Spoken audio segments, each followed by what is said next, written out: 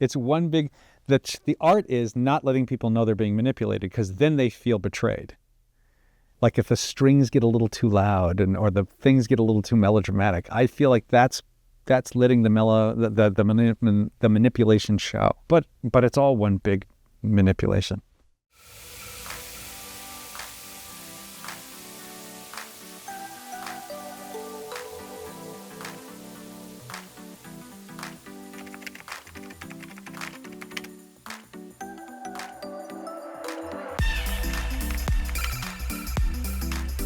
So what have your movies made, about $20 billion or so? You mean all 17? Are you rolling on audio? Probably. Actually, I don't know what the number is. Okay, we are synced. With all of our movies? Pixar movies? 10. Okay. We are actually rolling now, so I think you say can and will be used again in the court of TV. Toughest part, if you wouldn't mind spelling your first and last name so we have it forever. Andrew Stanton, Andrew Stanton. And what sort of title would you like on the program? Oh, just probably a hyphenate writer-director. Not visionary or No. nothing like that? No. No, I know this is out of California. All this stuff always has that too. Yeah. You're a storyteller. Yeah. That's probably the most accurate thing that drives me. Yeah. So is a storyteller born or is he made? Wow. Starting with the easy questions. I would guess they're born, but they're also bred. I mean, all you have to do to go to Ireland and you realize it's the land of storytellers. Like your average person is just this raconteur. So I definitely think there's something to it being in the blood for some people. I think that you can learn to be a good storyteller, but I definitely think there are people that just have the gift. They can make anything interesting. But it's not something like plumbing or carpentry where you can apprentice and learn the tricks of the trade? Possibly, or at least it would be more difficult if you didn't already have a strength in that area. I mean, we just met too many people that, like, at the age of 8 can make the most mundane thing the most interesting thing to listen to. So I think it's very much like a sport where you can be born with a very strong athletic talent in it. Talk a little bit about technology and how technology helps you tell the story, or does it get in the way sometimes? Well, technology certainly opens the door for you to tell stories that you may not be able to tell otherwise. But it can be a massive, seductive, shiny object that leads you down narrative choices for the wrong reasons just because you know you have it. I'm very fortunate that working at Pixar, I was taught early on when CG was very new to say yes to ideas, even if we technically couldn't do it. Because we found that if the idea was strong enough, it made the technical staff want to rise to the occasion and solve it because the idea was that good. I've rarely seen the opposite, where the technology is so interesting that it makes the storyteller rise to the occasion and tell a better story. I don't know if I have anything like that I can recall to, but the other one works very well. Now, that's great words, especially from Pixar, which really revolutionized animation. Mm-hmm. What was it? What was the culture here that helped really do that? Or that led to that, I guess? I think it was... Well, it's a lot of things. It was definitely just who was there. I mean, you had this rare combination of the forefathers of the computer graphics that invented it, like the astronauts that actually got you to the moon were still working here, and still some of them do. So they just knew from the very ground up how this medium was done. And then you had somebody like John Lasseter combined with him who just loved storytelling and animation, but loved new frontiers and loved the possibilities of what you could do or what hadn't been done yet. And then you add that with a desire for us to want to tell stories we haven't seen yet. And not just seen, I don't mean visually, I mean content-wise. I think when you look at the history of animation and you look at the stories that were told feature length up until Toy Story, it's pretty limited when you look at it just from a content standpoint, from like what were the genres, what were the styles of storytelling. You know, a lot of fairy tales, just a lot of fairy tales and a lot of musicals. And that's not bad. But if you were to say that like in live action, that's all that was being told, that's pretty limited. And this seemed like a maverick thing at the time. But around 1992, when we were getting the offer to make a film, we were sitting there going, it should be like film. You should be able to tell any story with this medium. It's just you got to be able to tell it well and make advantage of the fact that you have, for example, color film versus black and white. What story would you tell? But it is not a genre-defining medium, yet it had been treated like that for 70 years. And so that was really what allowed Toy Story to happen. Was, in my mind, CG was a means for us to tell a different story. It was like a new story in sheep's clothing. Like people were all like, "Ooh, look at the CG," and everything like that. But the truth is, had we not had CG, nobody would have let us tell that story. Nobody would let us tell this buddy story that was sort of modern day, present day, and a little bit irreverent and a little rebellious, and didn't have characters singing. I think all of that was just allowed alongside with the fact that, like, look at this new look. And so it allowed, I think, a more fundamental thing to change is the stories you can tell. When you first talked to Tom Hanks, he asked you whether it was a musical or not, didn't he?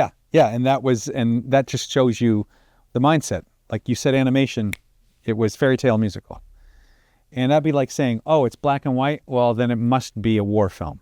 Like, you know what I mean? It was odd. Or that it's color and it has to be a cop film. This made no sense to us. All right, I'll ask you to play along with this.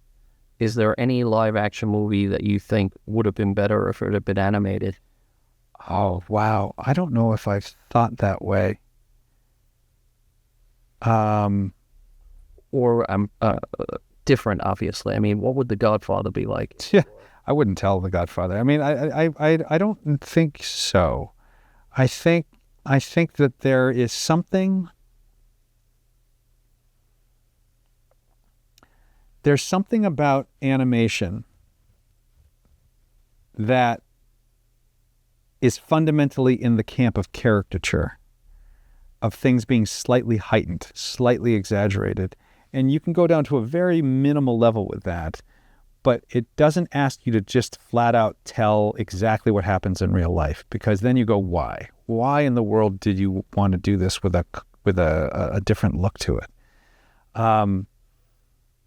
But I feel like that the definition of what kind of story can be caricatured and to what level is constantly being redefined, which I think is exciting. But I do think it's fundamentally in there. It's almost like saying, maybe this will be a bad analogy, but like black and white, you're going to be a little more serious with a film. It's going to be, you're asking it to be taken a little bit more stoically, a little bit more seriously, a little bit more retroactively. It just comes along with that territory. And when you're in CG, there will be a slightly heightened reality, a slightly amplified caricatured element to it. And so a very recent example, this is 2016, is Jungle Book has come out, and it's been very photorealistic. But at the same time, you're asking people to believe these animals are talking. And just that alone is kind of stepping a little bit into a fable, stepping a little bit into a heightened reality. And it justifies animation. No matter how much you think it's live action, it's asking for animation because of that. Do you ever look back at any of the old Disney movies and kind of marvel at what they were able to do with the technology that was available? Oh, absolutely. And I've never been seduced by the technology. I probably have not even appreciated the technology to the level that I should, because they did their job so well. I was immediately just looking at the performance. What I'm impressed with is that I believe those characters. I believe they're breathing. I believe that they're thinking when they're just standing there and pausing, and that they have a will of their own. And that, to me, is the whole reason to be interested in animation.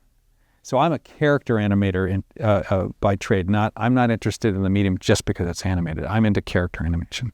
The process itself, looking at it, it's a multi-tiered process where it goes through lots of reviews, lots of changes, lots of polishing the diamond, if you will. Yeah. Much different than live action. Yeah, but very similar to the studio system. At least what I've read about it and seen about it in documentaries, there's a little bit of a factory to it, in the sense that we have the same people here.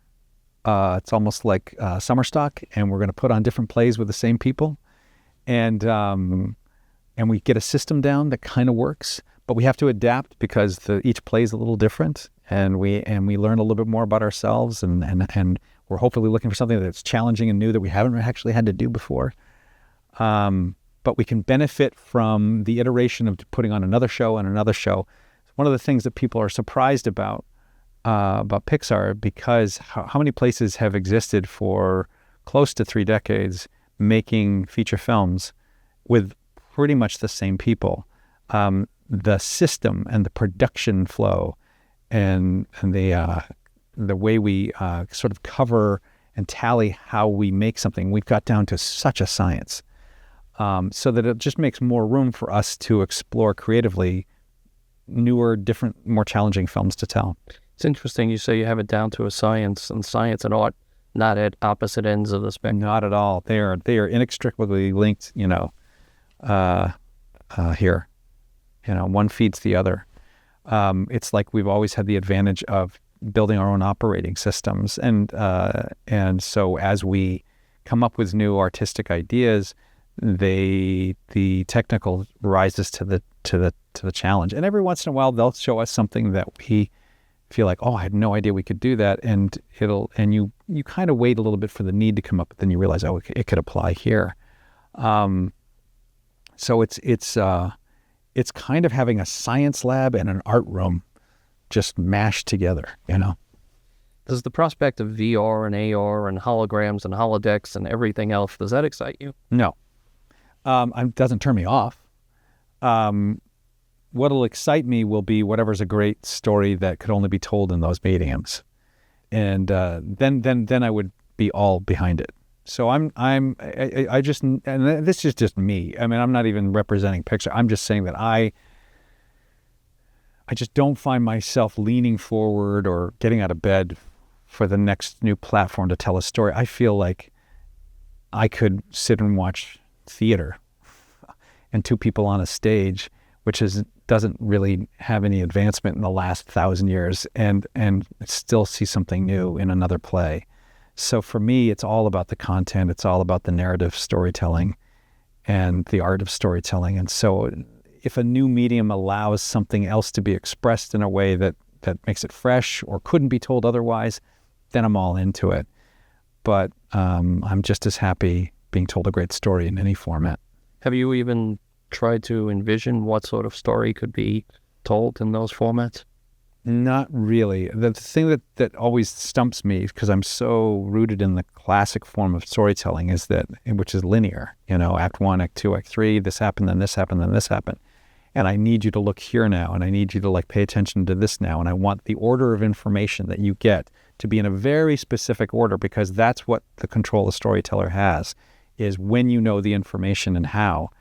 And when you get into something like VR, where you're now allowed to sort of stray and go wherever you want, and maybe it's just a whole nother meta level of controlling that, so that you can still give the order of information. It makes my mind snap. I don't know how I'd be able to tell the story the way I'd like to tell it without them sort of going off book. A couple days ago, we interviewed Gary Rydstrom up at Skywalker Sound, and he was going through the intricacies of sound design.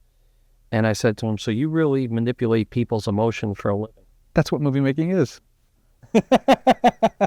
It's one big... The art is not letting people know they're being manipulated, because then they feel betrayed. Like if the strings get a little too loud or the things get a little too melodramatic, I feel like that's letting the manipulation show. But it's all one big manipulation. You don't feel guilty about that? No, not if I'm doing it for good. If I was trying to convince somebody in some propaganda way to believe something they don't believe, then I would feel guilty.